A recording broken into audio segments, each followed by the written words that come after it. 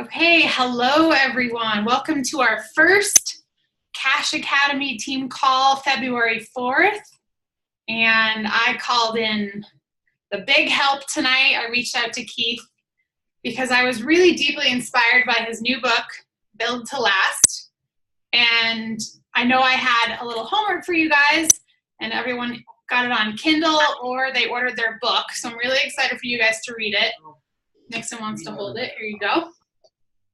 But I was super inspired by this book because I've worked for Keith, or with Keith now, for 5.5 years. And when I first started, Zoom was super new. I think I was a coach for like 6 months, and I was pushing for Diamond, and we started using Zoom, and listening to Keith speak just lit me on fire.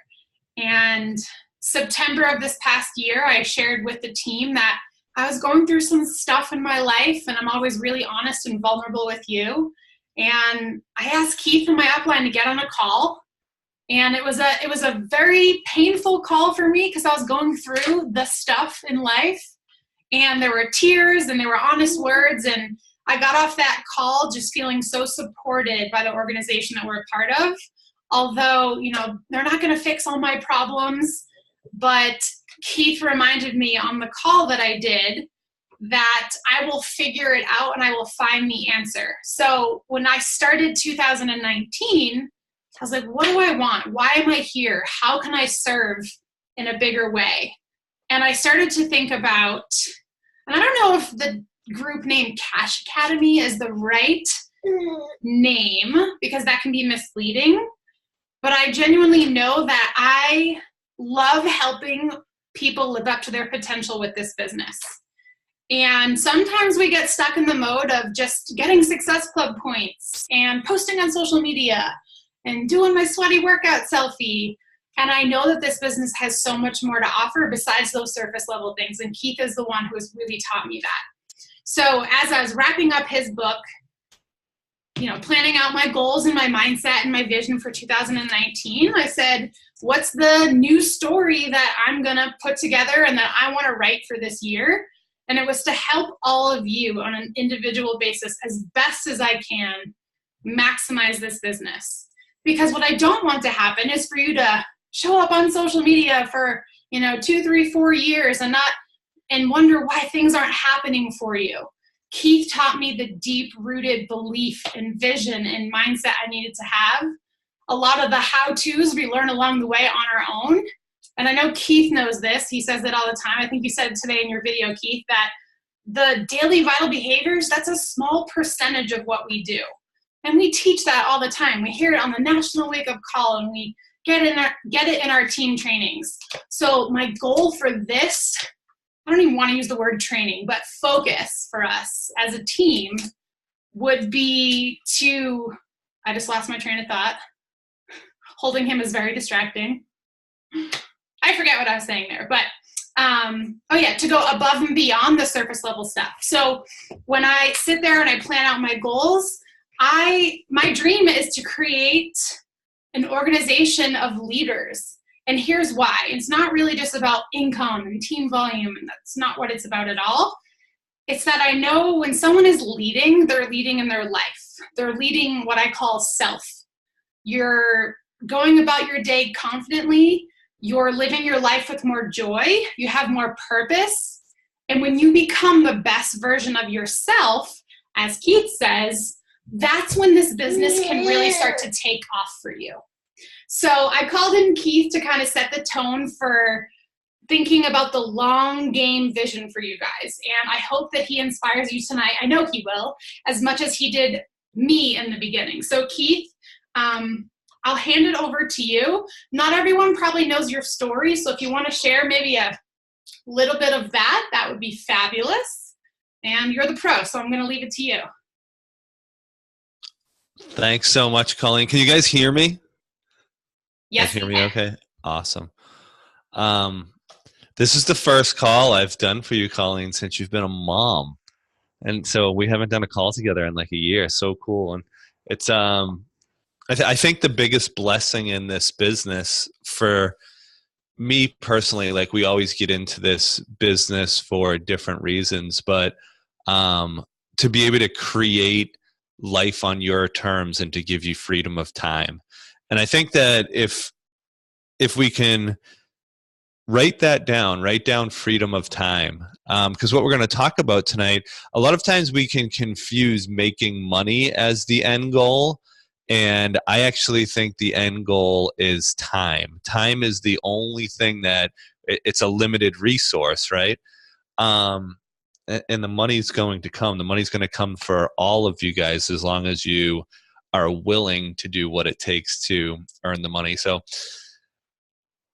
there's so much. So sometimes when I get on a call like this, I wish we had a weekend together because there's so much that I just want to. I feel like there. I've had so many mentors in my life, and what they really did was they opened up my brain. They took out like the all the stuff that wasn't working, and they were able to dump stuff in there that really worked for me. And Colleen mentioned that for me to tell my story, and I want to tell a little. I'm going to give you guys a couple quick chunks of my story. Here's a really important chunk though, and it's coming to me right now to share. So we're in this group and it's called Cash Academy, right? And like Colleen said, that it could be a different name, but I believe that what that really is to me, it's a mindset. It's a mindset in having a prosperous and abundant mindset versus a lack and limitation mindset, right? And write that down, like lack and limitation versus prosperity and abundance, because what most of us were handed down as a financial blueprint is lack and limitation. Like it's a struggle, it's a hustle, it's money doesn't, my one of my family sayings when I was growing up was money doesn't grow on trees, right? Well, if you do Beachbody right, it does. So I want to share with you guys a little bit about how to get there, but I believe that we all have choices in our life. And when my wife and I first started dating, this was like 15 years ago, I was always a hustler. So I grew up and it was like blue collar, middle class, like you hustle. And I always had the ability to out hustle people. I would make sports teams not because I was a good athlete.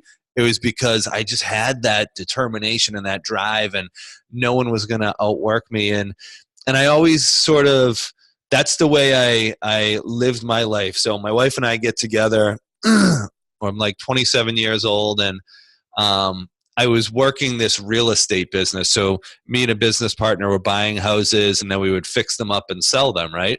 And it was just like, I loved it. I loved every minute of it. But I was also working 80, 90 hours a week. And when I was working that much, there was a lot of emotional stuff going on, but if I was working, I didn't have to deal with that emotional stuff because I was always working, right? Everybody kind of know what I'm talking about there.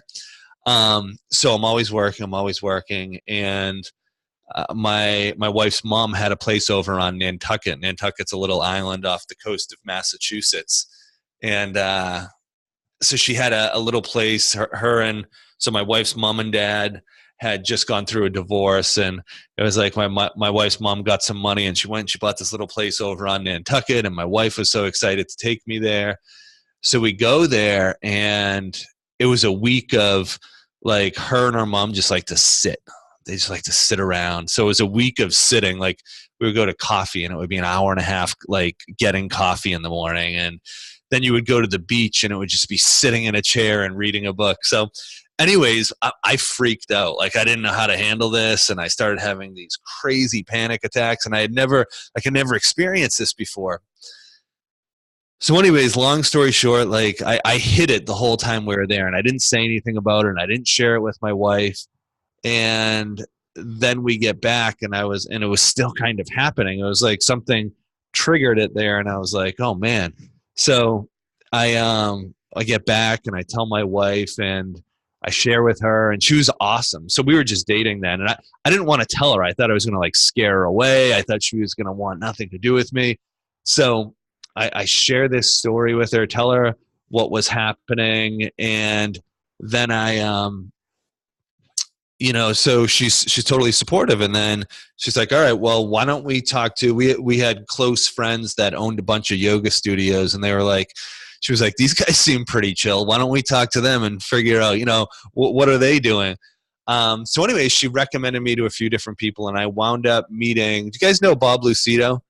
So I met him through his wife, Shiva. She's a therapist. So I got referred over to her. And I left out one part. So on both sides of my family, on my mom's side, on my dad's side, it's like depression, anxiety, alcoholism, like all these things. And I believed at that time with every part of my being that I now had a anxiety disorder, because that's what everybody on both sides of my family had. That's what they labeled themselves as, and that's what that's what it was. And now it was like, okay, this is a genetic thing. Can anybody relate? Maybe not anxiety, but you can sort of relate, right?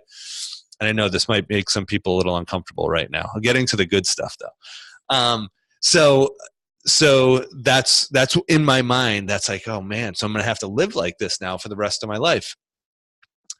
Anyways, I meet this therapist, and it was the best thing that could have happened to me. It wasn't a, come on, let's like sit on the couch and you can, pup your feet up and cry in the pillow type therapy. Although there was plenty of that.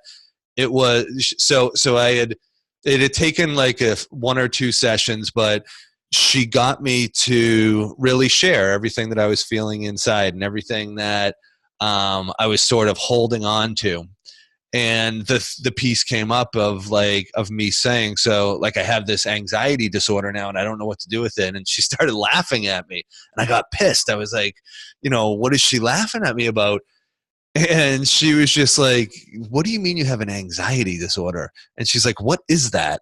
And I was like, and she's not like a traditional therapist. She's like, no, you've been living your life a certain way and you've been thinking certain thoughts, and that's making you feel anxiety. She's like, there's no such thing as an anxiety disorder. And I'm sorry if I'm offending people but and I was like, it just shocked me. She's like, if you're going to take on that label, you're going to live that life. And I was just like, it was just shocking to me. And I'll never forget that. And I really feel that as a culture in the United States, we have all the opportunity in the world available to us. But we've taken on these labels because society and big pharma and whatever it is has put these things out there, and we've taken them on and we own them as our own thing right now, right? So as a young man, it was the first time in my life I just felt so powerful. I felt like there's something here, and I actually have the ability to choose. It's going to be a lot of work because the programming in my mind, the tape that's been running over and over and over, has been one of fear, of anxiety, of lack, of limitation. And honestly, at that point, it was big time alpha male, like ego type stuff. And I got to the point when she was sharing that, it was, I have a choice in my life. And that's where I want to start this conversation today, because here's the thing that holds us back in our finances and in our Beachbody business and in our lives. Because here's the deal. How do you get out of debt? Right? It's simple. You decrease your expenses and you increase your income. Well, if it's so simple, why can't we do it? And it's the programming. It's the programming that we've grown up with. It's the blueprint that is in our minds, that's in our heart. Like, it's in every single part of us, because we each have a threshold for income. We have a threshold, and if we go above that threshold, we actually get uncomfortable and we self-sabotage and we bring ourselves back down. Let me give you an example of this. The easiest way to see this is in sales. Let's say that it's a car salesman, right? and this car salesman has a quota for the month. And the quota for the month is, I don't know, he's got to make $5,000. He's going to make $5,000 in income. So this guy goes out there and he just has a couple things fall in place, and it's the 15th of the month, and he makes $5,200. Do you know how much more he makes after that? Almost 99% of the time, it's no more sales. Maybe one more sale, because he hit that quota and now he's comfortable. And what we're talking about here is pressure. Like there's a self-governing pressure that gets us each to a certain point, right? And then when we get to that point, if we go any further than that, we start to get really uncomfortable and we go back to our comfort zone. We go back to that place that we're comfortable with. So the first thing I want you to really acknowledge and realize within this business, within your own personal finances, within literally our own levels of happiness and self-esteem and self-worth in life, there's a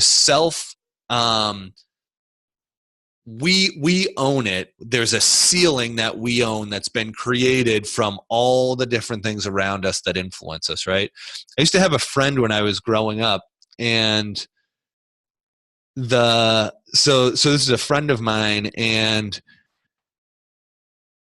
his parent or his grandparents owned nursing homes. So they started a couple nursing homes, really small, built them up and built them into really big nursing homes.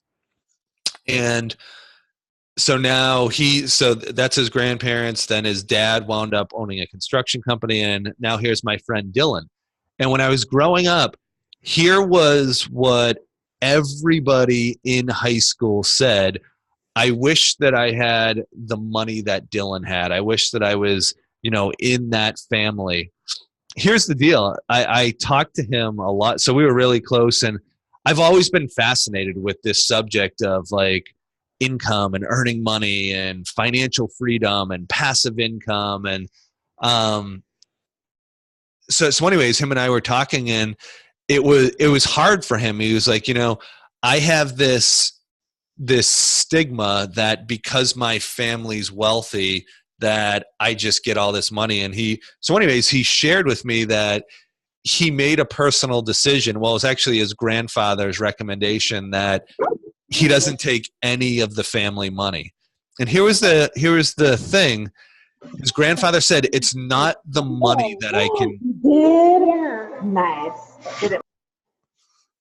So his grandfather was teaching. We good? His grandfather was teaching, the money isn't the valuable thing that I can hand down to you, grandson. It's not the money. It's the philosophy. And so many of us, we have these things like the rich get richer. It takes money to make money. Or in Beachbody, if I had this upline, if I had this sponsor, if I was on this team, if I got in at that time, oh, when I lose that 10 pounds, that's when it's going to happen for me. When I get my website, once I get X amount of followers on Instagram, we have this mindset. And it's sort of it's the same as when I was in high school, everybody looked at my friend Dylan and it was like, oh, he has it easy because his family has money, so they just gave him money. But that wasn't the secret.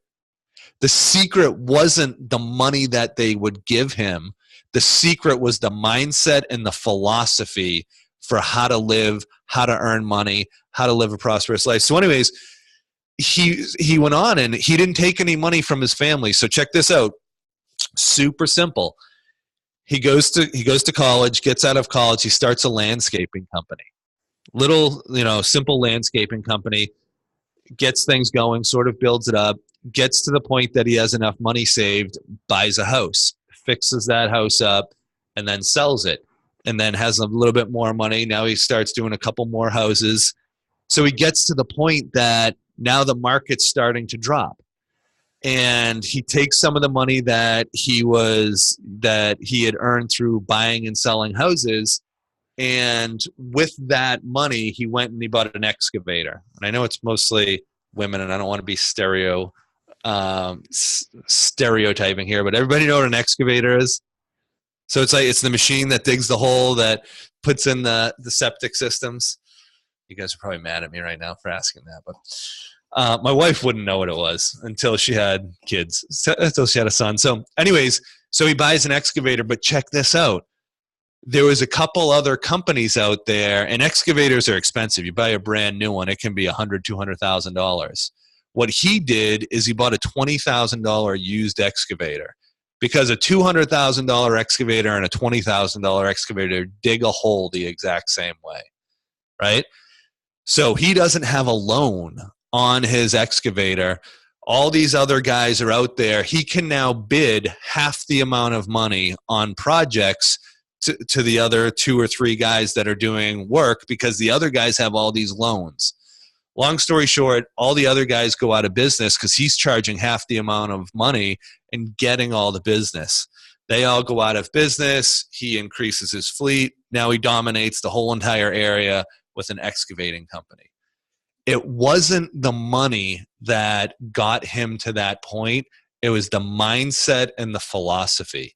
So, like in our Beachbody business, I want to sort of just take a little bit of a shift, because we've talked a little bit about money, and like I said, we could spend a whole entire weekend on this, but here's the money thing. Here's what I recommend. And I think it's going to make a massive difference in your life. I recommend a few things. I recommend going, and so it's 2 different things. It's decreasing your expenses and then increasing your income. Decrease your expenses, increase your income. It's not any more complicated than that. What I actually recommend is reading Dave Ramsey's book or anything else. Here's why I like Dave Ramsey, because he says that it's not about that. It's about the emotional connection, because it's our emotions that dictate our actions. Everybody understands that I need to decrease my expenses and increase my income, but we don't do it. We don't do it because it's our emotions that dictate our actions. So anyways, he's got this whole program laid out. It's called Baby Steps. Here's the piece that what you have in your hands right now with Beachbody. I'll be completely honest with you. I don't want to decrease my expenses. I like the way I live. I like the nice things. I like going out to dinner. I like getting that nice bottle of red and a big fat steak and, enjoying that.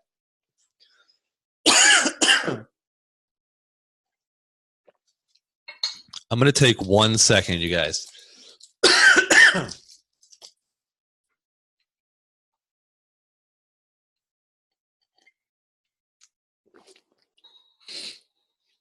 All right, so here's what we have with Beachbody. Does everybody understand when I say passive income? Everybody understand what I'm talking about when I use those words? Type in yes or no in the comments. Do you understand, what passive income means? Nobody's going to say no, kind of. Oh, yeah. All right, we got some no's. All right. So cool. All right, this is so awesome. This is the everything. In Beachbody lingo, I'm sort of like the old dog with Beachbody, but in Beachbody lingo, we would say this is life, right? All right. So this is everything. So here's the difference between there's earned income and passive income. Here's earned income. Earned income is with Beachbody, if you sell a challenge pack, right? If you sell a challenge pack, someone buys something directly from you, you get a commission off of that. Everybody understand that? That's earned income. Earned income is I'm a construction worker. My brother's a carpenter, a union carpenter. So he goes to work every single day, punches in, and he gets income for that, right? He earns an income. So what earned income is we trade hours for dollars. And even if you're salaried, like if you're salaried, you're still expected to go there, you do work, and you get income from that. All the way up to lawyers, doctors, professional athletes, that's all earned income, right? So passive income is different. Passive income is we have an asset, we create something that pays us over and over and over again. And we actually have a little bit of this with Beachbody, because if you sell a challenge pack and somebody buys that, but they keep getting Shakeology shipped to them every month, you get paid for that over and over and over again. And when I first started grasping this concept, I was super fired up about it, because I was like, wow, I can, I started doing the math, and I was like, so if I sell 10 challenge packs this month, that's going to give me a nice boost, right? It's going to give me a nice amount of income up front, but then I'm going to keep getting paid over and over and over on those reoccurring Shakeology orders. Another like writing this book, right? So this took me a year to write, and getting no payment for it or anything, literally 12 edits. I'm not a natural writer. And I worked my butt off on it, but that's a book that is an asset now. And books don't get me wrong, books don't make much money, but it's something that when somebody purchases, you make you earn money. Oh, so 20 years from now, somebody buys that book and I'm going to get paid for it. That's passive income. So it's work that we did one time, and you continue to earn off of it. Here's where everybody gets caught up in Beachbody. Everybody, 99% of the people, we look at our Beachbody business like we're a coach for Beachbody. And I'm telling you, it's the wrong way to look at your business. You are the CEO of your own business. And the difference is the way a CEO looks at a business, they look at building a business. If we're a coach, I'm looking at this, okay, I'm going to coach some people through a program, and I'm always going to be on this hamster wheel of the Success Club hustle, right? If I don't hit Success Club, I'm not going to make my money, and the majority of our income is derived from doing that earned income activities, right? We're the majority of our income coming from that phase one. If you start to bring in other people, so the way a CEO looks at a business, they don't look at it like their objective is to build a team of people that are working with them, right? Their objective, so it's a much different objective. It's not, hold on one sec, guys. I just got reminders popping up here, and I'm so pumped. I thought I had another call at 9 o'clock my time, but it's not till 9:30, which is really cool. More time. So, and if you more time for people to hang out with questions. So, earned income versus passive income. Do you guys do you get the gist of it right now? When I first got started in this business, I heard other people that were making $1 million a year. Crazy, crazy number, right? What I want to share with you is they're not working harder than you. They don't have a different skill than you. They're not special. They don't have the super internet marketing, Facebook, like Instagram algorithm. Like, we all think that the people at the top, they must be special. They must be different. Guys, I've never hit higher than Success Club 17. One time I hit Success Club 17. 3 times been over Success Club 10. That's it. But I've earned over $5 million in this business and work less than 10 hours a week doing it now. The difference, and I really you got to get this piece, is right from the start, I was like, okay, why are they making more money than those people? Because they don't seem that different. The difference was, and the philosophy was, they looked at this and they looked at it like they were building a business versus their side hustle versus just trying to get a little bit of extra cash. And I get it, for a lot of us, for me too, when I first started, we had filed bankruptcy the same exact time when I started as a Beachbody coach 9 years ago. $260,000 in debt from that. I was telling you about the banging nails and fixing up houses that we were doing. Well, the market turned. We got stuck with 9 houses. I started at the bottom with this business, but I had that mindset. That mindset was there. That same mindset that I told you my friend Dylan had. And what I'm sharing with you, it's not about how much you do. It's about how much you do and then how much you can inspire other people to do. And what I first learned in this business, you're only looking for 5 people. That's it. Because I couldn't wrap my mind around, okay, so to make this big money, you have to have a team of 1,000+ people. That didn't make sense to me. I couldn't understand how to do that. I knew that I had to get there, but how do you do that, right? And then I went to a training, and the guy doing the training was like, you're only looking for 5 people. Now that I could wrap my head around, that I could understand.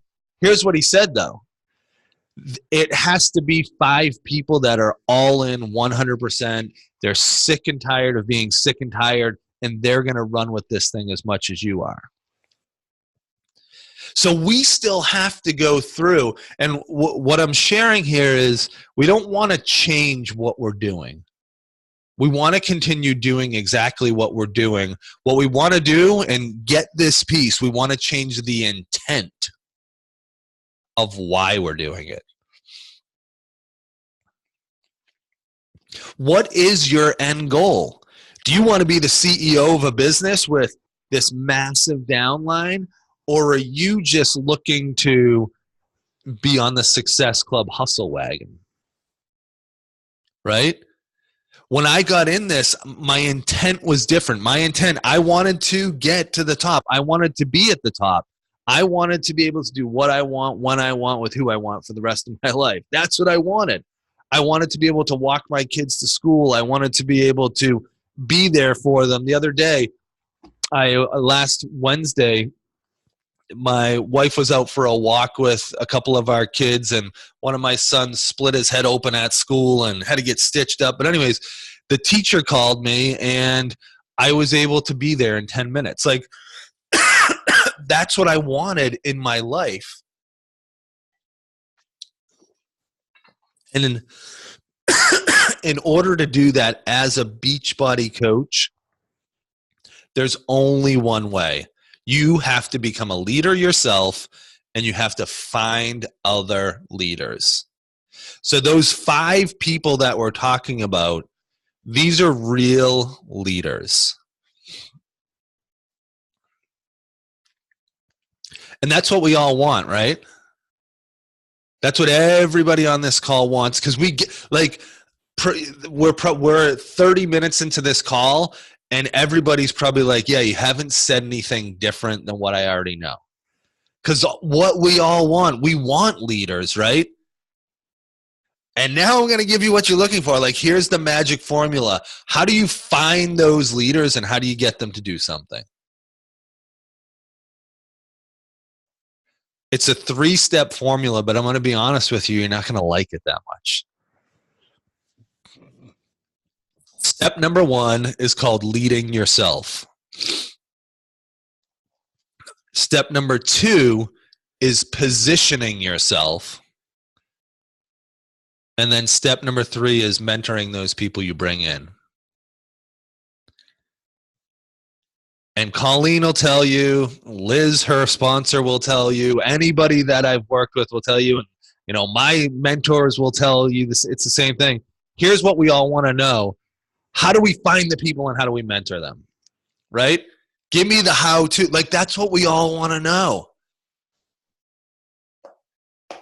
Here's the deal, though. You have to start in step number 1. You have to start by leading yourself first. Because here's the deal. Let's say that from a leadership standpoint, from a success standpoint, from a attraction standpoint, that you're a 2 out of 10, right? So on a scale of 1 to 10, you're a 2. You cannot sponsor and mentor anybody higher than a 2. Usually it's only going to be a 1. So for so many of us, we want to know, how do we find the people and how do we get them doing stuff? But we don't take a look at ourselves first. Because what everybody is doing, you're not selling Beachbody products. You're not selling Beachbody programs because they can get that from 400,000 other coaches. You're selling you. And the more bright, shiny, beautiful level of self-esteem, level of self-worth, the amount you love yourself, the amount you believe in yourself, you believe in other people, especially with like Instagram now, everybody they got the hip hop and the legs up in the air, and we got these selfies going. And here's the deal. The sexiest selfie is going to be you walking through your SHIT and letting people see that on social media. You guys all know Haley Christian, right? I'm sure you do because Colleen and her are tight. 2 years ago, that's what we all got to see. Haley was a Diamond coach for 3 years. Stuck at Diamond for 3 years. And then she got sick and tired of being sick and tired. She was doing the work. She was doing it. And she believed that she was doing it at the highest level. And then something happened. She went from Diamond to 7-star qualified in 5 months. Right? Because she started leading herself. She started taking a look at, here's what our list is. Each of us has a list of all the things that we're willing to do in this business. Tear it up. You don't need that list, and it's way too long. Here's what your list needs to be. What are the couple things that you're not willing to do? Because that's going to make all the difference in the world when you work on those things. And that's a Wayne Dyer thing, because all of us, we want to make these lists of I'll do this, I'll do that, I'll do that. Okay, what's the thing that you really fear? What's the piece that you're not looking at? What's the guilt, the shame, the self-doubt, the bad relationship that you're still holding on to? What are the real pieces that are holding you back?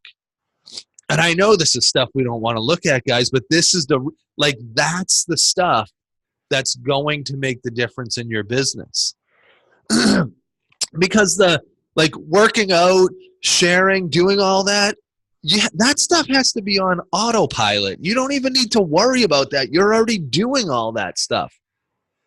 But you want to be leveling up, because as you level up, as you become brighter, shinier, all of that from the inside out, here's what happens. Other people start to notice, and that's when they start to follow you. Because all of us are looking to attract other people in. We're looking to sponsor those people who are going to do this business or who are going to take action, right? But we have to look at ourselves first. We have to be leading ourselves first, because how can you mentor somebody to go? Because here's the deal. Here's where every single person that I mentor and what got done with me, I want people to get to the point that they can naturally succeed at. For some of us, it's Emerald. For some of us, it's Diamond. For some of us, it's 5-star Diamond. But everybody has a point that the skills that you came into Beachbody with can only get you to a certain point. And then you have to become more, right? So for each of us, we have to look at what is that point? Have we reached it already? Do we need to start really looking at, and here's the question to ask yourself. So we're stuck on this 1 out of 3. We talked about what are the 3 things in order to find people and to get them working. And the first thing is leading ourselves. Here's summing it all up, and I want to move on to the second piece. what's your goal? Is it like, is your immediate goal to be a 5-star diamond, an elite, whatever it is? Who is the man or who is the woman that you need to become to hold that rank or hold that title long term? That's what leading ourselves is. Does that make sense, guys? You guys get that? I'm telling you, that's 95% of it. We all want to know the how-tos. That's the how-to. The second piece is positioning ourselves. And I'm just going to really breeze through this, but we need to, I left it, I'm reading a book that's in the other room right now. It's actually called Positioning. Positioning is everything in this business. You know who's the best at positioning? Lindsay Matway. She is just so freaking good at positioning herself as a leader in the eyes of her followers, right? I'm going to just give you I'm going to spend 5 minutes on this. I just want to share what I do for positioning and catch the philosophy. Don't worry. I mean, if you want to copy what I do exactly, that's cool, but catch the philosophy on this, like the overarching principle. When I get people signed up, I want them to see me as a leader, as somebody that knows what they're doing, and as the one who's in charge. Because if I'm working on my own stuff, and then they see me as a leader and they see me as the one who knows what they're doing and is in charge, once they get signed up, I can tell them what to do and they're going to do it. Does that make sense? So right now, I have 2 things that I only sponsor 2 to 3 people a month. That's what I do. It's what I'm comfortable with. It's all I want. I have 2 things out there. So I have a podcast called All About Beachbody Coaching, and I did it like 3 or 4 years ago. And it's just like it's any if you had a question about Beachbody coaching, that's what it is. It's like frequently asked questions. And then I had a higher level person take those podcasts and transcribe them into blog posts and then do all the keywording stuff, right? So that was like 4 years ago, and it's worked out awesome. I've been getting 2 to 3 people every month from that. For the first 5 years, I do want to mention this. Every single person I ever signed up was me reaching out. For the first 5 years, I didn't have a single person that came to me. But now I do have this. That part's not really important, but just the piece that I want to share, that I have people that are coming to me and they're looking to do the business, right? So everybody follow me so far? When they come in, every single person gets directed to an application. And whether you guys got the book or not, if you go to keithcallahan.com/book, everything that I'm going to talk about right here is all laid out there. There's a couple audios and there's PDF downloads. There's 10 different things there, but it's all this information. So when somebody gets signed up, when somebody comes to me and they're interested, the first thing they have to do is they have to go through this application. Here's the thing though, with the application, I'm looking to do one thing. I'm looking to position myself as a leader. So with the application, it's questions like, are you willing to have an employee-employer relationship for the first 3 months of your business? Are you willing to embark on a personal development plan?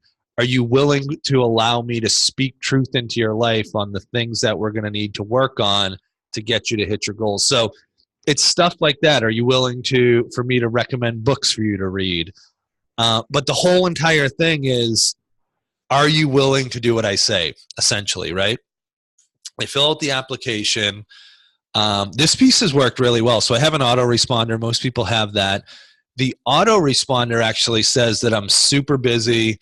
I'm a husband, father of 5 kids. Can you do me a favor? Shoot me a quick text message so I know that you sent in your application. So again, I'm asking them to take action. I get the text message and it's always the same thing. Just to submit an application, really excited to talk with you. This is the only piece. I'm super strict with my hours. This is the only thing that in my work life that if I get one of those texts, I drop what I'm doing, even if I'm with my family, like they know that.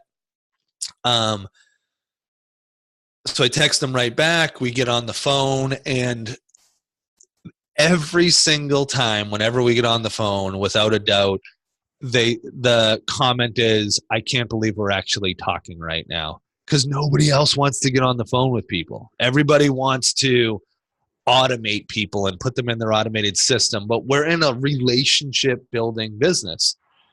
We get on the phone, and the gist of the phone call, and again, I'm just going through this quickly, guys. Those resources are at that website.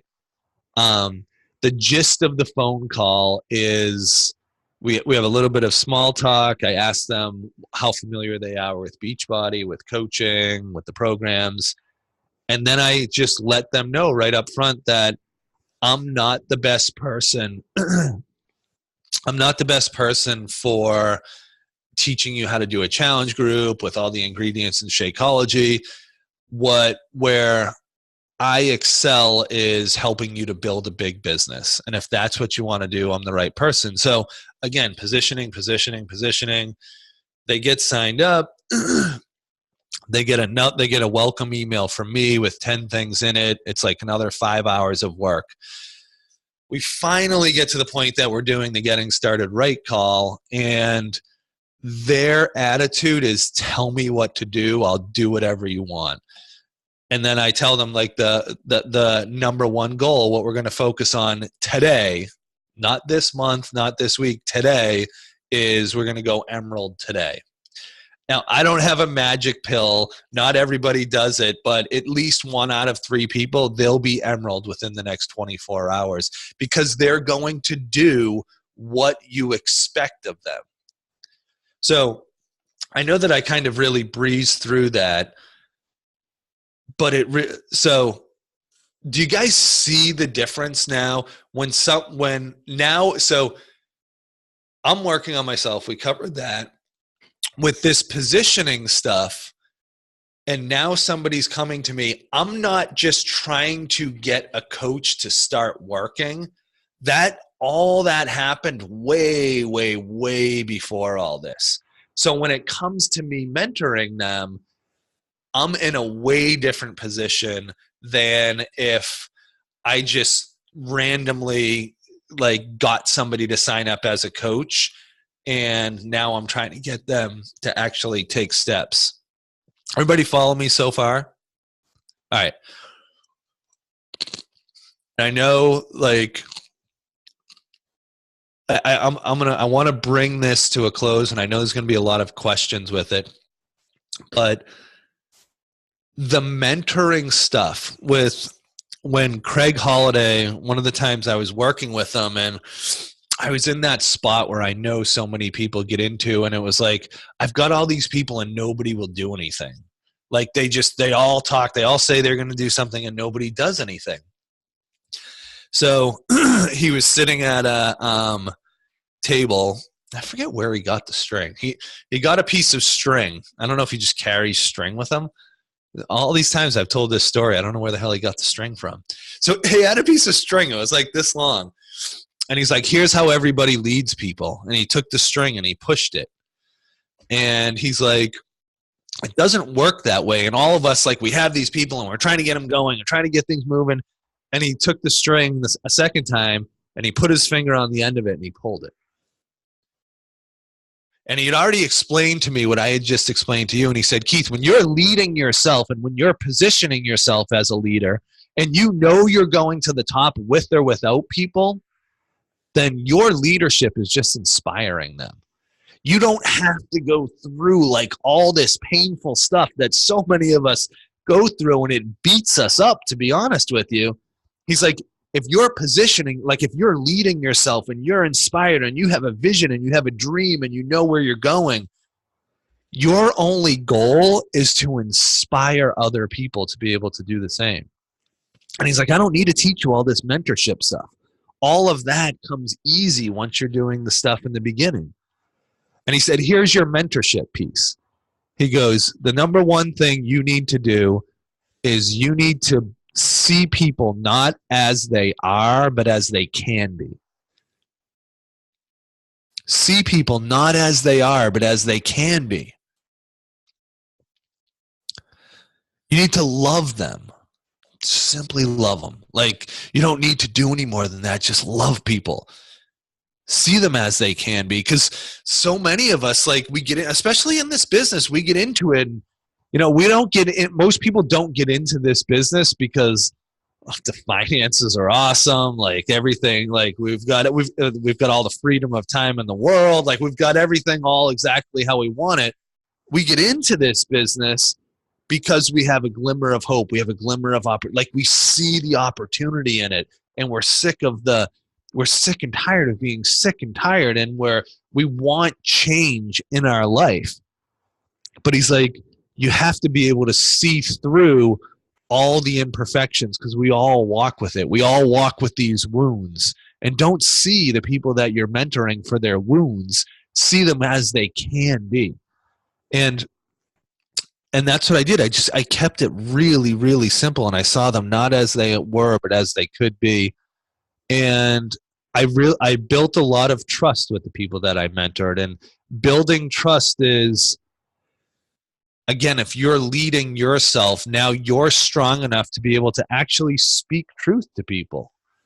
You're strong enough that if you're having a mentorship call with someone and it's been 3 times in a row, and we're having the exact same call, that you can say, you know what? I think that we need to put these calls on hold for a few weeks because we're not going anywhere. And in all honesty, like, it's not beneficial to me and it's not beneficial to you. Sorry, I'm watching Colleen's baby. Is that your baby, or what is that in the background? He's playing in my trash can that's empty, luckily. But yes, that's my child. That's awesome.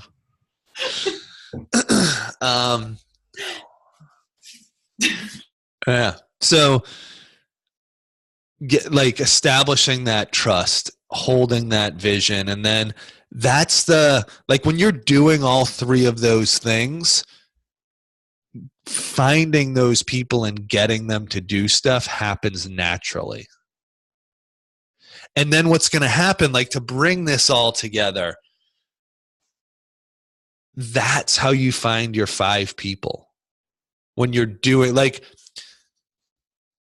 don't worry about the tiny little details of what I talked about tonight. Catch the philosophy, catch the principle, because if you do that, you're going to have your ladder is going to be leaning against a different tree. You're going to be leaning against that prosperity tree, that tree that is going to allow you to find those leaders, to find the people that are going to actually do this business and give you all the fruits that are promised in this business. That's going to allow you to earn a lot more money and help a lot more people. And it's going to be indirectly. The one final thing that I want to say on this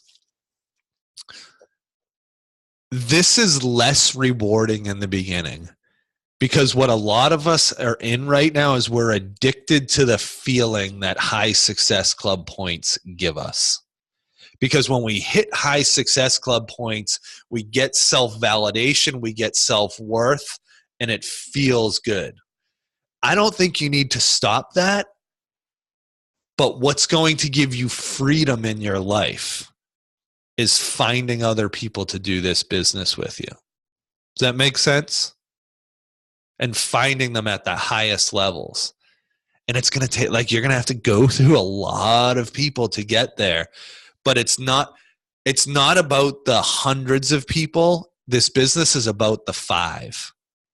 Really hone in, hold on to that number, and keep that. For the first 5 years of my business, that was the only thing I cared about. All the actions, everything that I was doing was based off of finding those 5 people. You're amazing, Keith. I I feel like I need to take a deep breath before I have questions. I don't know if everyone else does, but since we're limited on time, Keith, my question or not question, but this is more to kind of help the team also see the vision. You talk about the 5 people, right? It's just as awesome if you help your coach develop one of their 5 as well. Can you maybe touch on that a little bit? Yeah, I think the easiest way to talk about that is rank does not make you more money. $0 more. If you're a 1-star diamond or you're a 9-star diamond, you don't make any more money unless you have the volume to fill that in. So rank is this way. Volume is this way. So how many people are capped at their current rank?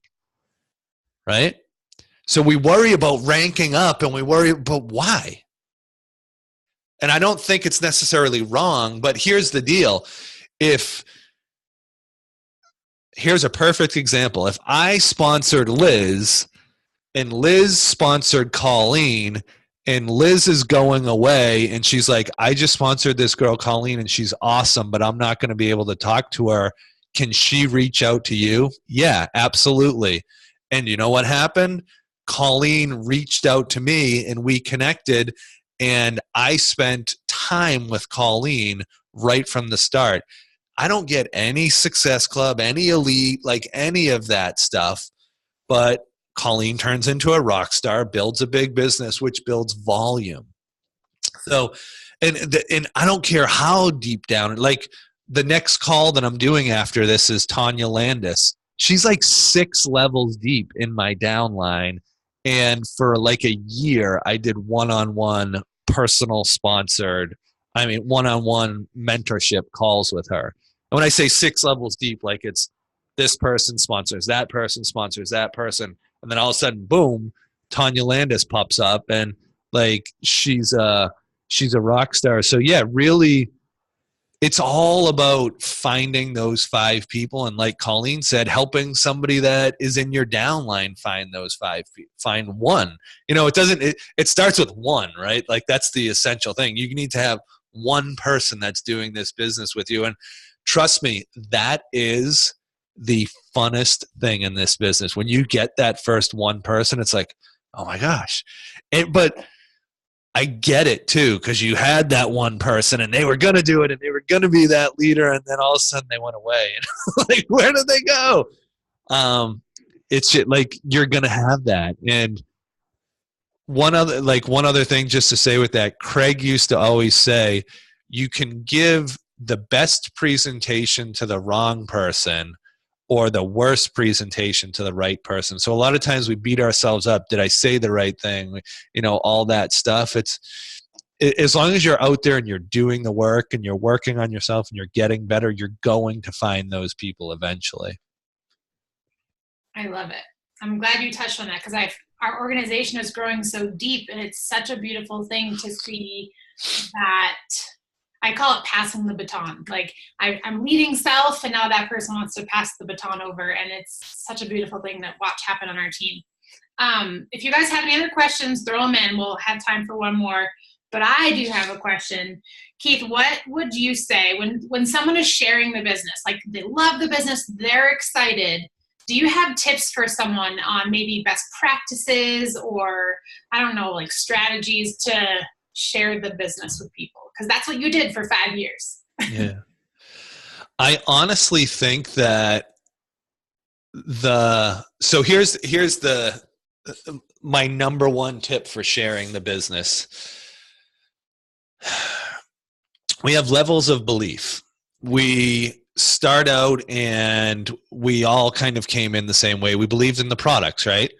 Everybody on this call believes in the products. Then we get to the next level of belief where we start to believe in this business opportunity. Like we see other people that are doing this. We believe in this business opportunity. Then we get to the third level that we really start to believe in the people. Like we get to meet Tony Horton. Well, this is for me, Tony Horton and Shalene and Sean T and Carl Deichler and even the leaders within the network, right? Like we get to see these people and we're like, these are pretty amazing people. Here's where it usually gets cut off. We believe in all of that, but we don't necessarily believe in ourselves.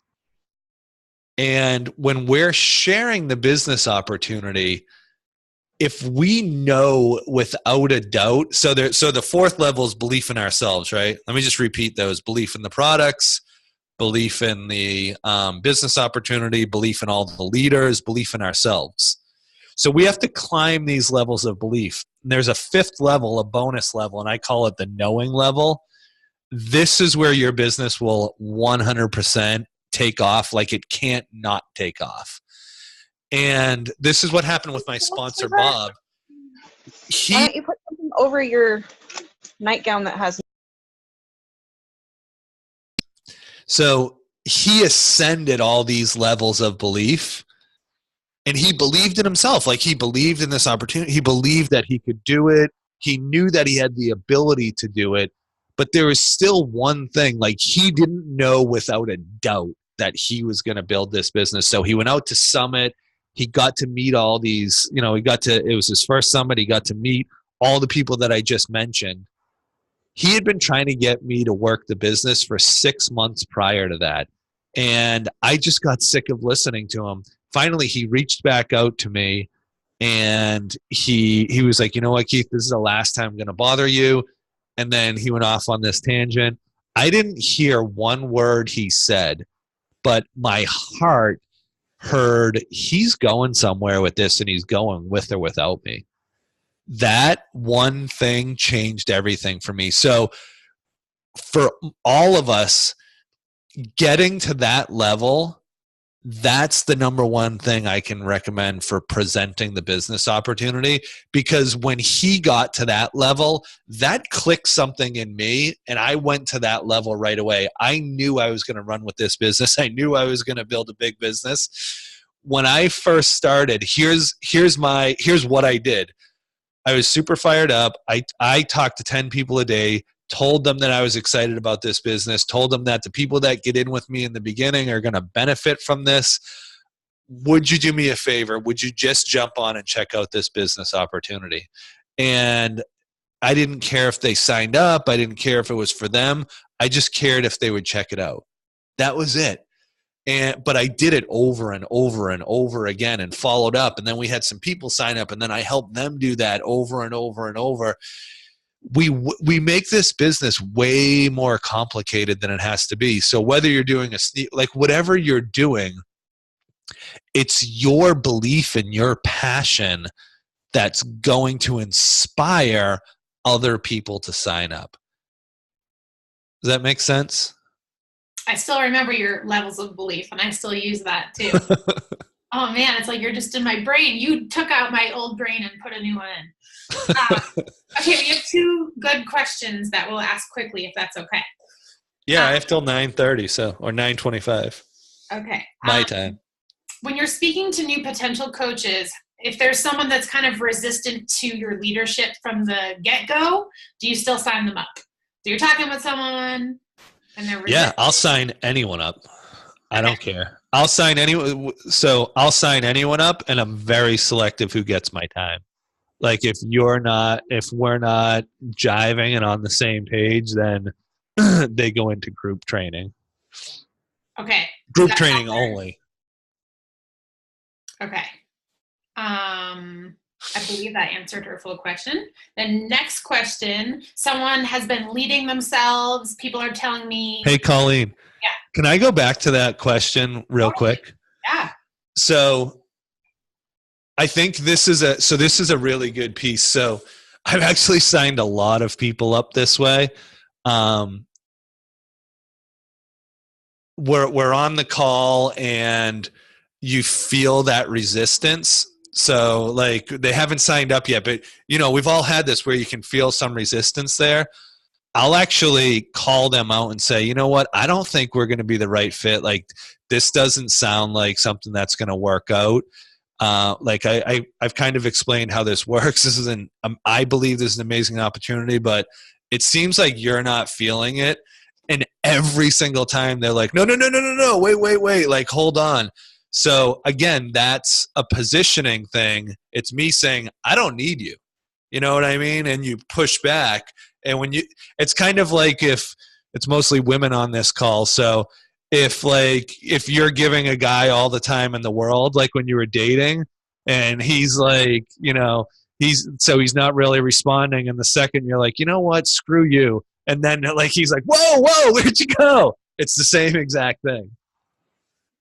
I love that. Okay.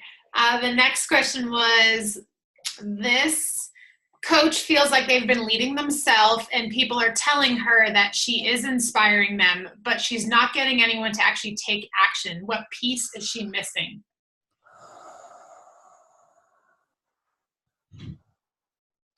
I really think it's that knowing piece that we just talked about. That's sort of like when I said Haley was in that diamond space for 3 years, and then all of a sudden she went to 7-star diamond. I think that a lot of us, it's just this like, it's such a subtle difference, but it's all the difference, moving from like believing we can do this to, where you're going. Like, I knew I was going to make X amount of dollars a year in this business. There wasn't a doubt in my mind. I had no idea how I was going to do it. And when you approach your business like that and you literally don't care, like you don't care what the haters say, you don't care what, like I wanted to build a business to support my wife and support my family.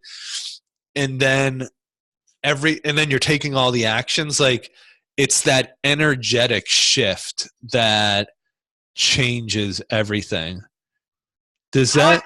I want to speak to that on Haley, because, so if you guys don't know this, Keith actually set Haley and I up, and he said, hey, you guys are similar, reach out to Haley. And I still have all the original messages from Haley, and I'm helping her. And you know what did you say? 3-4 years went by and she was that diamond coach. Yeah. She came to my team retreat in January of 2016, I want to say. And that Haley that showed up or the Haley that we see now is completely different. This energy that Keith is talking about. There's this switch that happens when you do, like, you might be doing all the things and showing up and building trust and consistency, but there is this shift in energy that everyone notices that will really help people commit. It's really hard to pinpoint exactly what the puzzle piece is that you're missing, because there's a lot of pieces to becoming your best self, I believe. But when you actually do arrive, well, we never fully arrive, but become almost the full cooked version of our best self, that's when the person who's been watching you be consistent, when they're ready to embark on their journey, they're going to say, okay. But if we're kind of like half in, half out, like Katie, I know that you are like coming back with a vengeance, right?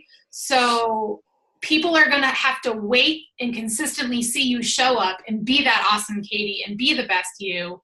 And when they do say, wow, she's really taken it to the next level, that's what I need in my life. It's that conviction. I believe that's when people will join you. And that's what happened with Haley. It was a whole different level of Haley. Yeah, Carl Deichler always. Have you guys ever heard Carl Deichler talk about the snake in the room? We got him on a team call once, and it was awesome. I love Carl because he doesn't do this much in the masses, but if you like corner him and get him to talk about like mindset stuff, so he has this thing that he calls the snake in the room, and he said it's his biggest mantra, or the biggest thing that he focuses on in his entire life. And he described it as the snake in the room is like the negative thoughts. It's anything that's going to take you out of your power.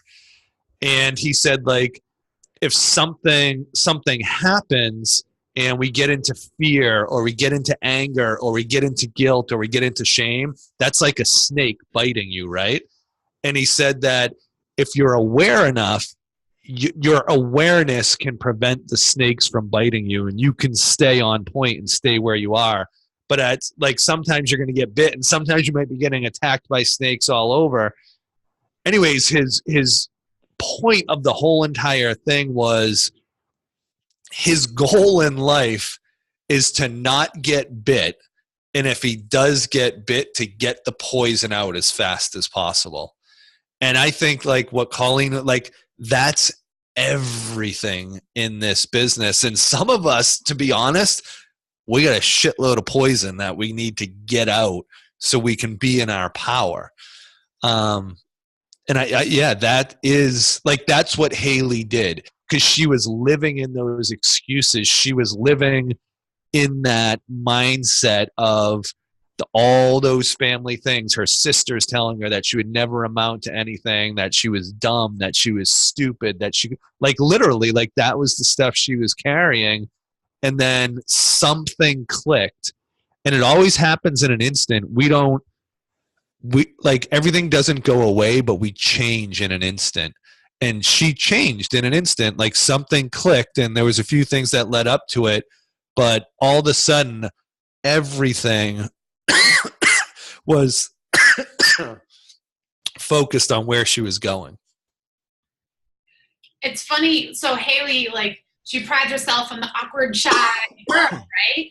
But the awkward, shy girl that Haley was before is just a different version. And so she really positions herself now. And it's just so crazy to me to see how much she's changed. I mean, from the girl who hated social media and still, I don't even know if she knows all the techie stuff behind the scenes, you know, but she positions herself, and it's that energy shift. And it's really hard to explain this to people who haven't been through big life shifts. Like I've been in 5.5 years, there's been multiple, and I'm just went through one September to January. We'll always be going through them. So we grow and we level up a little bit more every time. So if you haven't really had that personal big shift yet, that's why we say you have to master self, because then you'll say, oh, I get it. It's just this thing that happens. You know, I hate the cliche saying of the aha moment, the light bulb went off. That's kind of what actually happens. Okay, Keith, I want to give you time to go get ready for your next call. So we appreciate your time so much tonight. I still am using your book every single day. And I wrote in the comments too, for those, I know you guys ordered the book, but if you wanted to see some of the resources, it's keithcallahan.com/book. And that's some of the resources that he was talking about. He gives like some lists and things that he uses in his mentoring process. So. Thank you, guys. I appreciate the opportunity to talk, and hold that vision, hold that dream. Don't let it go, and just keep putting in the time. Okay. We appreciate you. Everyone have a great night. Bye, Keith. Thank you. Bye.